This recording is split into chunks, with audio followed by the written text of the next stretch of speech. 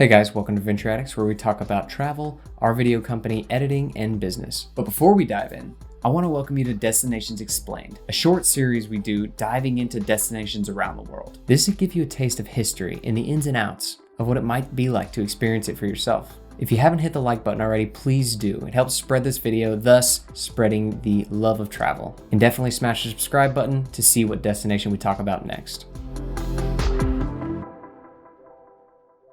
Perched on top of the Italian capital of the world, Milan, Italy not only serves as an epicenter of fashion and business, it's also an epicenter of finance, architecture, religion, and yeah, you guessed it, tourism. Milan saw its first inhabitants in 600 BC, and over the next 3-digit centuries, it was plagued by power struggles from one power entity to another. This was until finally, on March 17, 1861, the Kingdom of Italy was born. This not only signified the political unification of Italy, it set up Milan to become the economic powerhouse that it is today. Milan has a population of 3.26 million people with a population density of about 20,000 per square mile. For reference, that's almost double the density of Chicago.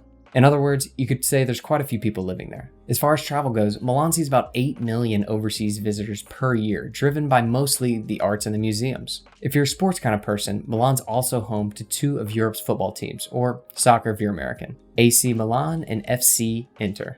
Milan's also set to host the 2026 Winter Olympic Games. As far as climate goes, Milan has hot, humid summers and cold, foggy winters. During the average winter day, the temperature can actually drop below freezing, so bring a coat if you're coming in winter. And Milan sees about 7 snow days per year. The summer can bring hot temperatures, usually ranging around 95 degrees Fahrenheit. T-shirts and shorts could get you by, but good thing is the skies are mostly clear and without clouds. We personally went in mid-August. It was pretty hot, but not too hot. We never really needed more than T-shirts and shorts. Now that we've knocked out a little bit of the history of Milan, why would you want to come here? Is it that you want to try some good food, see some absolutely insanely old buildings, shop for some luxury, or just experience some Italian culture? Let's just scratch the surface for some of the things to do in Milan. If history, religion, and shopping are what you're after, we recommend immediately visiting the Milan Cathedral, also known as the Duomo di Milano, located right next to the world-famous shopping center Galleria di Vittorio. Construction began on the Duomo in 1386 and finally finished in 1965. We say finished because it constantly is having renovations done to it still to this day. The structure towers the center of Milan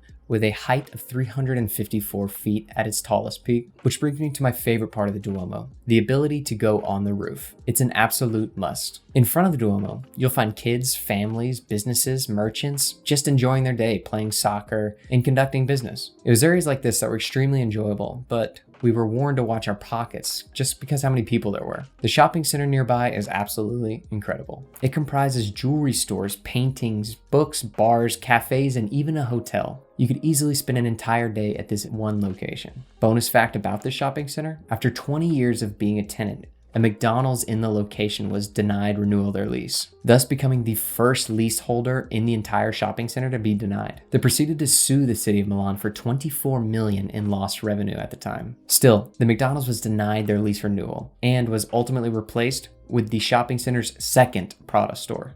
Around the prominent historic district of Milan, you'll find the city's main park, Parco Sempione. It comprises of trails, vendors, place for children to play, and plenty of exercise opportunities. It's not uncommon to see people lounging a beautiful day away here. All in all, it's an extremely beautiful park, but what really makes it stand out is what's known as the Arch of Peace. Constructed in 1807, it's used to mark where the historic road Strada del Sempione, which is still used today, enters Milan and connects all the way to Paris through the Alps. Stop to catch a quick view here, or spend hours enjoying a coffee at a nearby cafe. Are you in the mood to be wowed by amazing architecture, but also be around dead people? Head to Tomba di Manzoni, also known as the Monument Cemetery. But you might be asking yourself, why exactly would you be visiting a cemetery on vacation? Well, travelers often dub this site as more of an outdoor museum rather than a creepy place to be. Parts of the cemetery were once reserved for the rich and famous, and let's just say it shows. So while walking through the cemetery, be prepared to be moved emotionally and spiritually. For a quick but interesting view of architecture that you don't necessarily come by often, I recommend visiting Bosco Verticale, a structure so profound that it received the Best Tall Building in the World award in 2014 by the Council for Tall Buildings and Urban Habitats. And I'm not making that up. I too had no idea they gave buildings awards, but Here we are. Basically a massive residential building built by Stefano Borri. It houses 800 trees, 1,600 species of birds and butterflies, and least importantly, 400 people. If paintings and sculptures are more your style, don't hesitate to visit Brera Art Gallery. It's more of a slow-paced activity, so I wouldn't recommend going if action-packed is what you're looking for.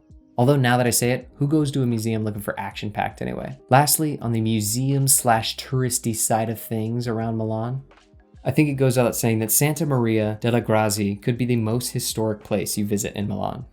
If you aren't aware, this church houses The Last Supper by Leonardo da Vinci himself. For the lovers of the more naturey or outdoorsy attractions, we have a few recommendations just to spend a sunny day outside or get some exercise. And I am so sorry if I get any of these pronunciations wrong. Giardini, Pubblici, Indro, Montanelli. This park is the second largest in the city behind Sempione we mentioned earlier. And like Sempione, it's filled with greenery, paths, and ponies for the kids. Or the adults that are weirdly too into ponies. Nevertheless, nature is not something you come by so easily in Milan, so we recommend do not take these few places for granted. For the person seeking a little more solitude, peace of mind, meditation, a 30-minute break from your really loud child, this silent oasis is where you're going to want to go. Brera Botanical Garden. This is a beautiful place designed for calm and peace as you snag one of the many benches to pause from the otherwise hustle of business and fashion in Milan. On the not-so-convenient side of nature in Milan, take a 30-minute train ride north to Lake Como. Nestled just south of the Alps, Lake Como is a serene area that can satisfy just about any craving you have, such as food, wine, boat tours, or just hiking around. It's also a place where much of the James Bond footage was shot, so expect a little bit of a touristy vibe. We at Venture Addicts support all kinds of travel, so if traveling for nighttime excursions of a destination is your thing, and you happen to be in Milan, here's a few places to check out. Do you like large crowds, high-quality music, and spectacular performances by some of the world's top artists? Well, they'll be hosted at none other than Club Alcatraz. Definitely more of a party scene, Club Alcatraz is visited by millions of tourists a year that are looking for that most intense night in Milan. Approaching around 10,000 reviews on Google, this club will make a night you definitely won't forget.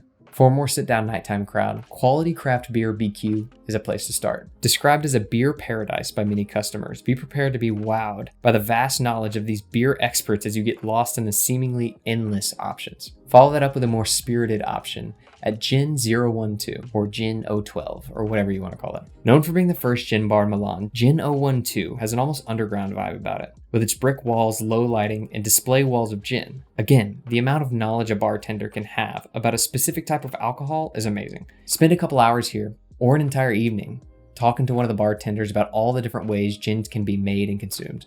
End or begin a night out at the beautiful rooftop bar of VIU Hotel Milan. If you stayed at this hotel, then lucky you. Be prepared to bask in uber luxury as you walk around the rooftop pool, glass of wine in one hand, entire wheel of cheese in the other, looking over the skyline of Milan. Truly an unbelievable sight. Who would even want to go to Italy for the food? Am I right? But let's be serious for 1 second. You want to eat. You want to enjoy yourself. You're on vacation. You deserve this. Whatever you tell yourself to justify the 12 glasses of wine and 5 pounds of cheese you consume daily while in Italy. Here are the 5 food choices from different varieties of food to hopefully satisfy any palate. First, for the ultra high end, head to Pont de Ferr. Are we in an art museum or a restaurant? One of the many questions you'll be asking yourself when you sit down at this riverside brick-laden restaurant. So many luxury flair-ridden meals to choose from, including a gold foil-coated, soft-boiled duck egg with truffle and caviar sitting on a layer of pistachio. And yes, your wallet heard that right. If you're craving a dining experience consisting of little balls of rice, fish, maybe some avocado, then you're in luck. Usaghi Restaurant Milano gives a unique sushi experience with beautiful architecture, a friendly staff, and if you go with the unlimited option, literally all of the sushi you can eat for a reasonable price, which is saying a lot considering you're in Milan, one of the more expensive cities. What can I say about Deus Cafe Portal of Possibilities? Well, I think the best way I can describe it is a motorcycle shop / clothing store / lounge / eatery. Whatever it is, enjoy brunch, dinner, wines, cheeses, and a curly hipster mustache you will sure to grow if you spend more than an hour here. For the gamer in you and a twist on a dining experience you can't pass up, MOBA Milano. The food portion can be compared to your favorite burger place from pretty much wherever you're from. Tons of choices, with a friendly staff that speaks English for the most part. But go upstairs and enter a whole new world of gaming to your heart's desire.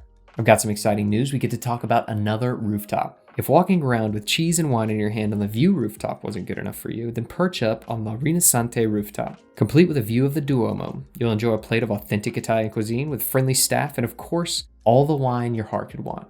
The nice thing about this place is its central location near the cathedral and shopping center.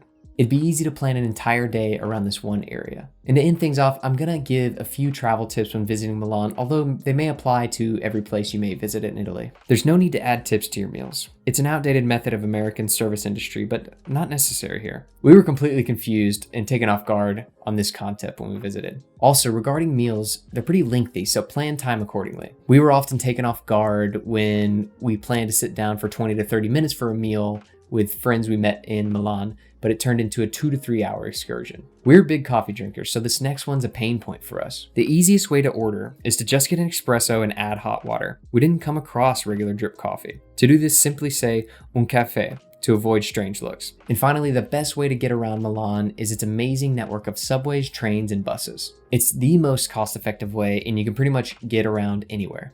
Before you go, I just wanted to let you know we make our living creating free content and resources for you, and it's made possible by you viewers supporting us through sponsors like Audible. If you sign up for a free trial through our link, www.audibletrial.com/venture, you'll get any audiobook of your choosing for free. And we'll get a small commission so we can keep making these entertaining videos. And if you end up canceling your free trial and not going for the full membership, it costs you nothing, and you get to keep the audiobook. So at the end of the day, you could get a free audiobook, support us, and not have to pay anything if you try it out through our link. My current favorite title is Tools of Titans by Tim Ferriss, which was actually just released in audiobook form. It's all about the habits and rituals of some of the world's most successful people. So if you wouldn't mind, go get a free book through our link. It helps more than you know, and we very much appreciate it.